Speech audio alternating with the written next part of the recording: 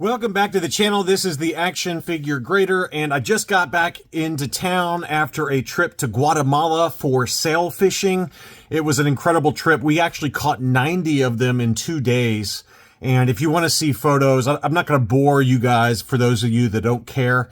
I'm not going to bore you guys with the main channel here, but if you want to see photos from my trip, it was pretty amazing.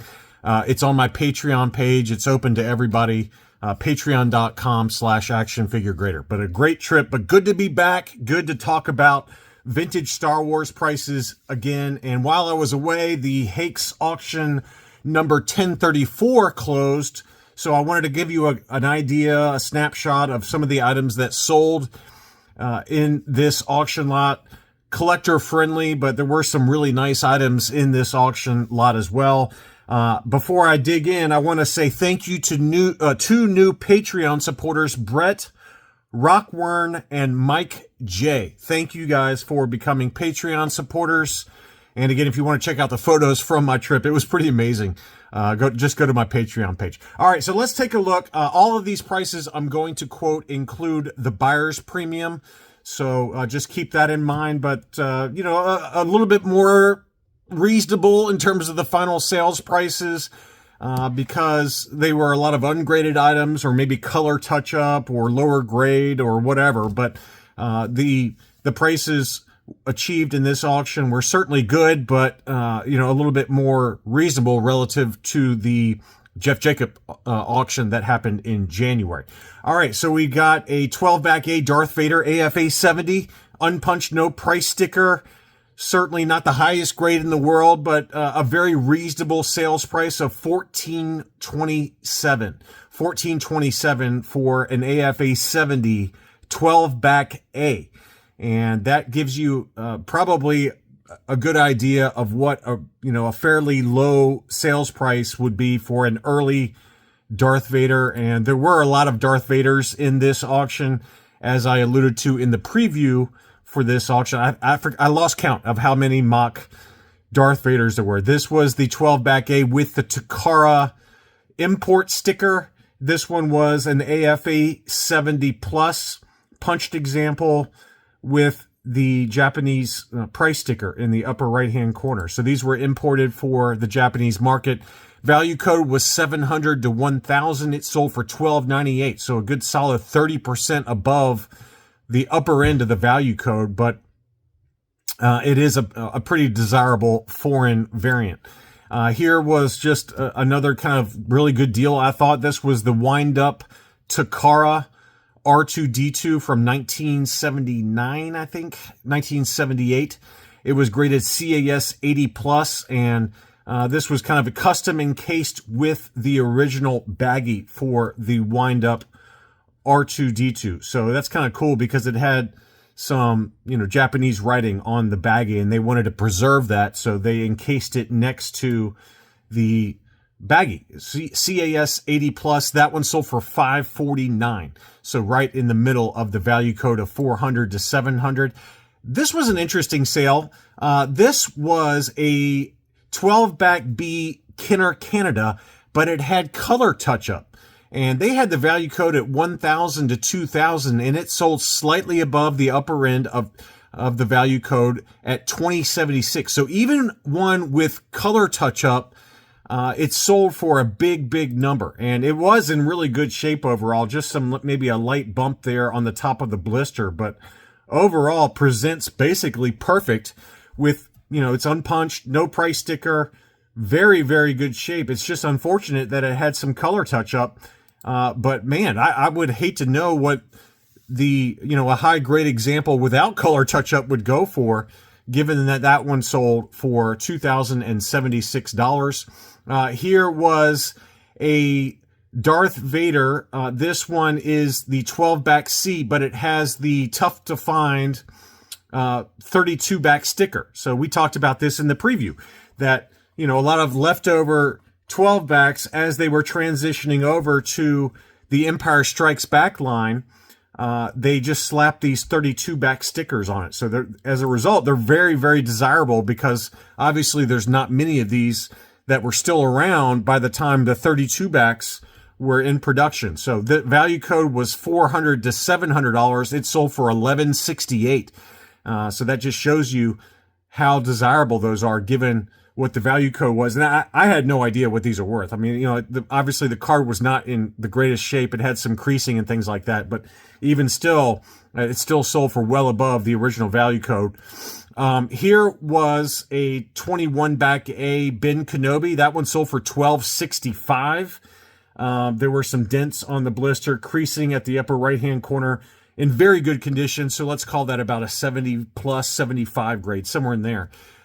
So, you know, that value code seemed too low to me, which does happen sometimes. You know, they have value codes that are maybe a little lower than what they're really worth nowadays. But $1265 was the winning bid on that one. That one was a beauty. And here's a good close-up. So you can see the very light crease there on the right-hand side, and then by the ages 4 and up as well. But unpunched, very clean example. Probably about a 75 would be my guess on that one for the Ben Kenobi. Here was an AFA 80 plus for the Collector Series Patrol Dewback mint and sealed box. That one sold for $698, which I think is a very fair price. I mean, we've seen some on eBay, right, that have been like AFA 85s that have gone for $900 plus. So, you know, $698 is right in line with market, if not even a little bit low in my mind for an AFA 80 plus. I thought this was a really good deal. This was a 31 back A Hoth Stormtrooper. It was punched, but it was a clear blister. Obviously the debut card for the Hoth Stormtrooper. And that one sold for $713. I think, you know, that was particularly low. I think in the preview video, I said there's no way it's going to sell for $700, but sure enough, it did. It sold for $713.90. So great deal on that one if you happen to pick that one up. Here was a 31 back B Luke Bespin Fatigues AFA 80, and that one sold for $1831. Big number on that one, but for a punched example, $1831 is a healthy price. That really speaks to the health for the vintage Star Wars market, in my opinion. For, you know, let's call it a fairly common but very desirable item. It did have the, you know, the walking photo there, but it was punched, and I didn't think it would get to 1,800, to be honest with you. I was thinking 14 to 1,600, somewhere in that ballpark, but very, very healthy number at 1831. Here's another healthy number. This was an AFA 75 for the 32 back B Yoda. Again, one of the most common and heavily produced figures from the Empire Strikes Back line. It was unpunched, no price sticker. Value code was $400 to $700. It sold for $786, which I think is a very fair price. And we obviously always talk about, or I always talk about, that AFA 90 single score. I think it was an AFA 90 that sold a few months back for like $16,000, and which is crazy. This one sold for $786. An AFA 85 probably in the 1,200 ballpark, somewhere in there. So 75 grade. I think that was, you know, a very fair number. This was an interesting sale. This was a 41 back A Snaggletooth. It's only an AFA 70, but it was packed in with the Imperial Blaster. So you can see there, it packed in with the Imperial Blaster. And this is the only one on the AFA population report. Here's a nice close-up there that shows the Imperial Blaster packed in. So it was a factory error, and it's the only one on the 41 back A anyway. And so that one sold for $778. Pretty cool to get a highest and only example according to the AFA population report. So, you know, to get a one of one for $778, very, very cool item there. Here was a 41 back D Darth Vader, slightly yellowed blister. That was an AFA 80 plus. The value code was $400 to $700. I think I said that was pretty low when I originally did the preview video, and this one did sell for $1135, which to me is more, you know, that's more in keeping of what a Darth Vader goes for on the Empire Strikes Back card in high grade, even with a slightly yellowed blister. It's unpunched, no price sticker, presents very nicely. It presents like a clear blister to me, and I think that price was certainly more in line with fair market value. So good deal there, or fair deal. I wouldn't say a good deal, but a fair deal. Next up was a slightly yellowed 47 back for the Cloud Car Pilot, graded AFA 80 plus. That one sold for $5.19. I thought that was a very fair price for what that was. Very clean example. Here was a clear blister ungraded 4-LOM on the 48 back B. And, you know, someone reached out to me. I forgot who it was, so I apologize. But they asked me, it's like, hey, the value code was 100 to 200. Is that going to sell for that? And I said, no, there's no way it sells for that price. I think I told him 450 to 550, I think was the number I gave him. And it sold for $5.90. So very, just slightly above what my estimation was. It did have some, light sticker residue in the upper right-hand corner, but it was unpunched. It was still clear blister.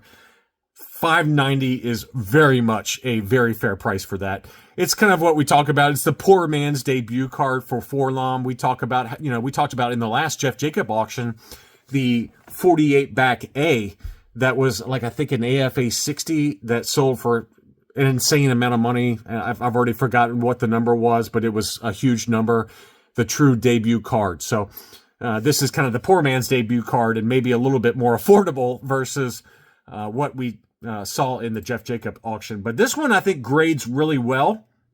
And I talked about that in the preview video, that you can oftentimes find some ungraded examples that will grade pretty well. Maybe you get the 75 for the card subscore because of the sticker residue, but overall it's in really, really good shape. I think it grades an overall 80. Just depends on who's grading and their mood that day. But it's a very, it had some very light lipping maybe going on the blister and on the right-hand side, but that's a very clean example, and I think it would grade very well. 75 plus, maybe a low 80 for $590. Next up, there were some Ledys that sold, old case styles for most of them. This one was a Ledy Han Bespin AFA 80 that sold for $232. Great deal there.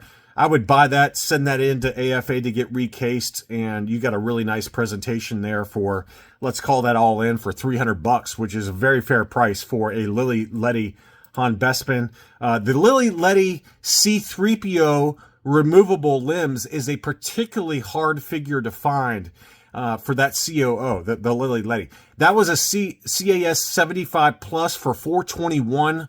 Very fair price on that one as well. That's a tricky, tough one to find complete because of the net.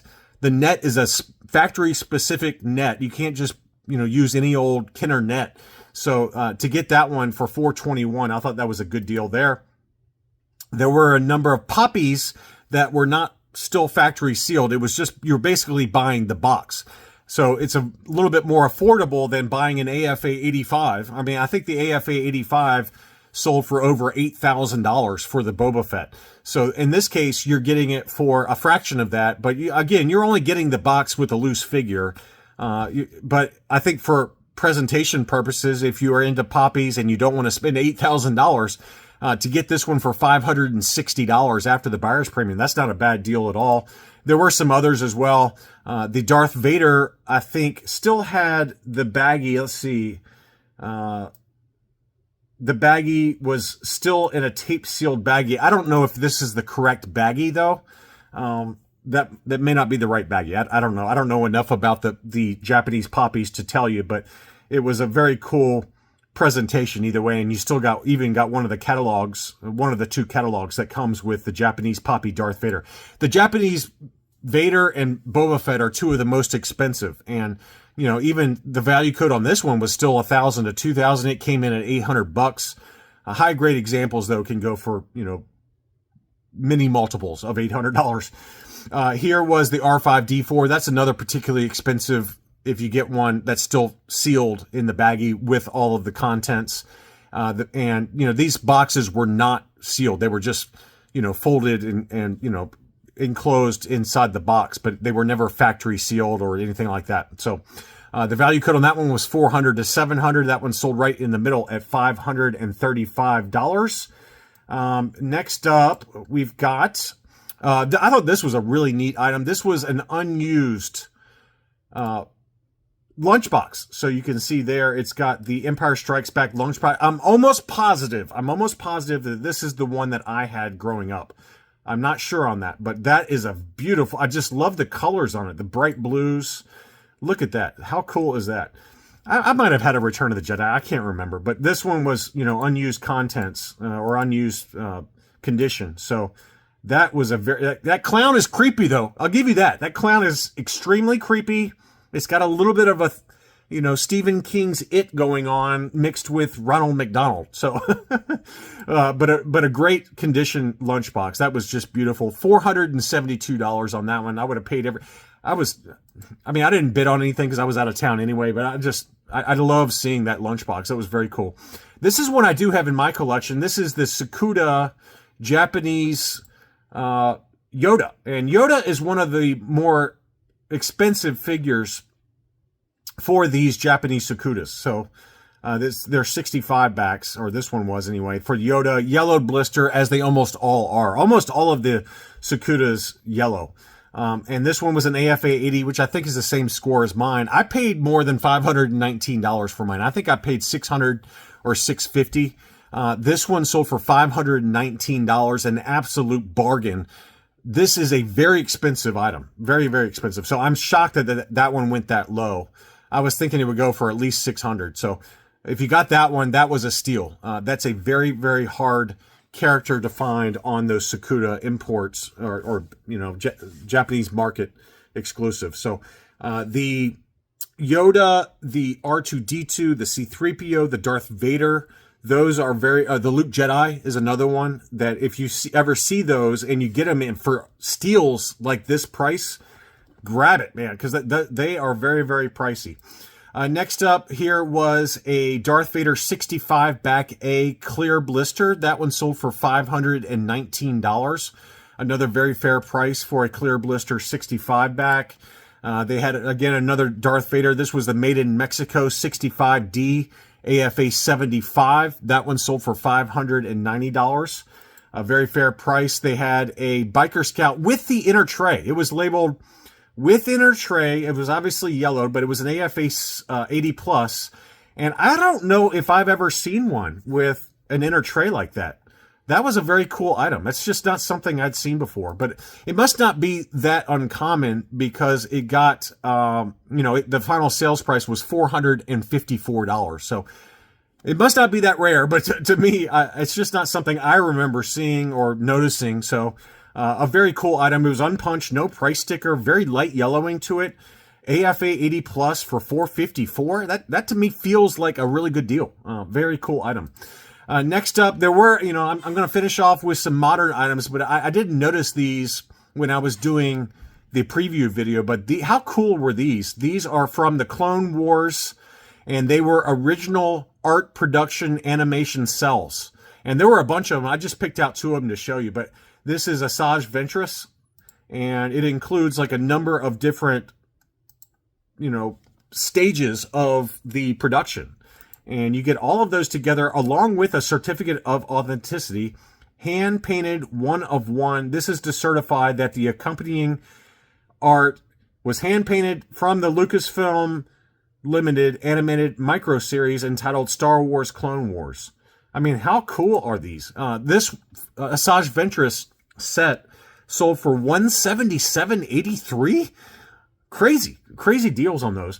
And then the Yoda sold for $325.96, and it included kind of a cool example of Yoda there, along with some other, early stages for that, along with the certificate of authenticity. So lots of really cool items. There were a ton of other items. I mean, there were hundreds of different Star Wars items in this auction, and I hope you were able to pick up some awesome items. Be sure to leave me a like if you did enjoy the video. Thank you so much for watching, and I'll be back soon.